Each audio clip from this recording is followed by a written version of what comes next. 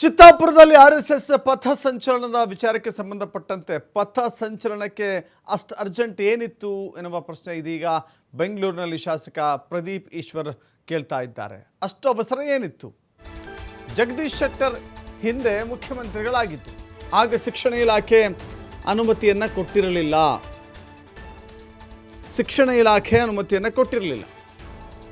RSS ಭಾಷಣಕ್ಕೆ ಬಡ ಮಕ್ಕಳು ಬಲಿಯಾಗ್ತಾ ಇದ್ದಾರೆ. ಕೇಸ್ ಆದಾಗ ಯಾವ ನಾಯಕ ಕೂಡ ಹೋಗೋದಿಲ್ಲ, ಬಡ ಮಕ್ಕಳ ಪರವಾಗಿ ಯಾರೂ ಕೂಡ ನಿಲ್ಲೋದಿಲ್ಲ.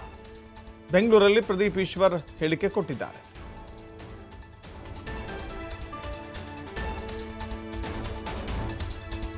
ಆರ್ಎಸ್ಎಸ್ ಅವ್ರಿಗೆ ಅಷ್ಟು ಅವಶ್ಯಕತೆ ಏನಿತ್ತು? ಜಗದೀಶ್ ಶೆಟ್ಟರ್ ಸಾಹೇಬ್ರು ಹೇಳ್ತಾರೆ, ಶೆಟ್ಟರ್ ಸಾಹೇಬ್ರೆ ನೀವು ಮುಖ್ಯಮಂತ್ರಿಗಳಾಗಿದ್ರಿ, ಆಗ ಯಾರೋ ಒಂದು ಪತ್ರ ಬರೆದ್ರಂತೆ ಶಿಕ್ಷಣ ಇಲಾಖೆಗೆ, ಏನಂತ, ಸರ್ಕಾರಿ ಶಾಲೆಯ ಗ್ರೌಂಡಲ್ಲಿ ಅವಕಾಶ ಕೊಡಿ ಅಂತ. ಆವಾಗ ಶಿಕ್ಷಣ ಇಲಾಖೆ ರಿಪ್ಲೈ ಏನು ಕೊಡ್ತು, ಸರ್ಕಾರಿ ಶಾಲೆಯ ಗ್ರೌಂಡಲ್ಲಿ ಶಿಕ್ಷಣಕ್ಕೆ ಬಿಟ್ಟು ಬೇರೆ ಯಾವುದೇ ಆಕ್ಟಿವಿಟೀಸ್ಗೆ ಅವಕಾಶ ಕೊಡಲ್ಲ ಅಂತ. ಸರ್ ಅದರ ಅರ್ಥ ಏನು ಸರ್? ಇದು ಪ್ರತಿ ಸರ್ಕಾರಿ ಶಾಲೆಯ ಗ್ರೌಂಡ್ಗೂ ಅಪ್ಲಿಕೇಬಲ್ಲ?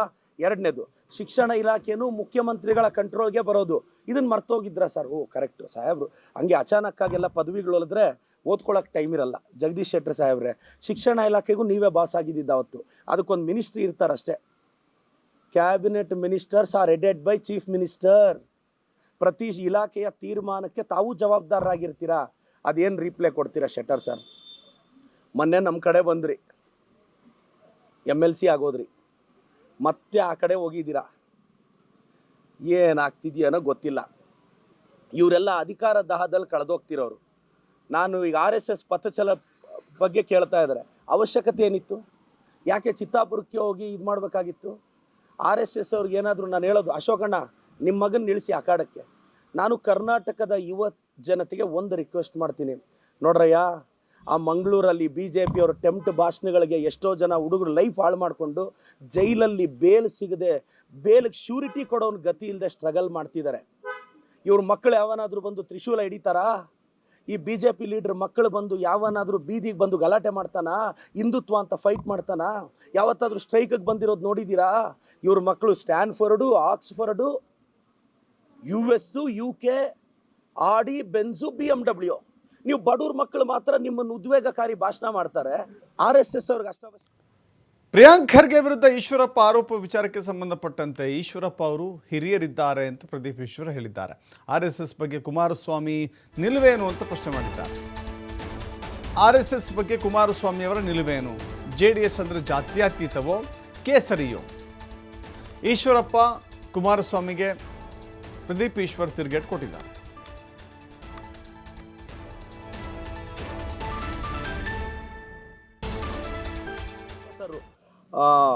ಅದೇನೋ ಒಂದು ಪದ ಬಳಸಿದ್ರು ನಮ್ಮ ಪ್ರಿಯಾಂಕ್ ಸರ್ ಬಗ್ಗೆ.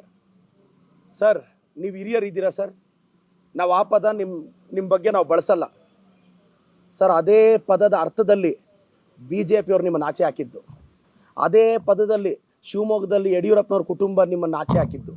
ಈಗ ಆ ಪದ ಯಾರಿಗೆ ಅಪ್ಲೈ ಆಗುತ್ತೆ ಯೋಚನೆ ಮಾಡಿ ಸರ್. ನೀವು ದೊಡ್ಡವರು ಇದ್ದೀರಾ ಸರ್, ಆ ಪದ ನಾನು ಬಳಸಕ್ಕೆ ರೆಡಿ ಇಲ್ಲ. ಕುಮಾರಸ್ವಾಮಿ ಅವ್ರಿಗೆ RSS ಬಗ್ಗೆ ನಿಲುವೇನು? ಎಡಿಟೋರಿಯಲ್ ಬರ್ದಿದ್ರಲ್ಲ ಸರ್, RSS ಏನೇನೋ ಬೈದಿದ್ರಲ್ಲ, ಇವತ್ತು ನಿಮ್ಮ ನಿಲುವೇನು? JDS ನಿಲುವೇನು RSS ಬಗ್ಗೆ? ಕುಮಾರಸ್ವಾಮಿ ಅವರು ಉತ್ತರಿಸಬೇಕು. ಎರಡನೇದು, JDS ಅಂದರೆ ಎಸ್ ಅಂದರೆ ಸೆಕ್ಯುಲರ, ಸ್ಯಾಫ್ರಾನ, ಇದು ಹೇಳಬೇಕು.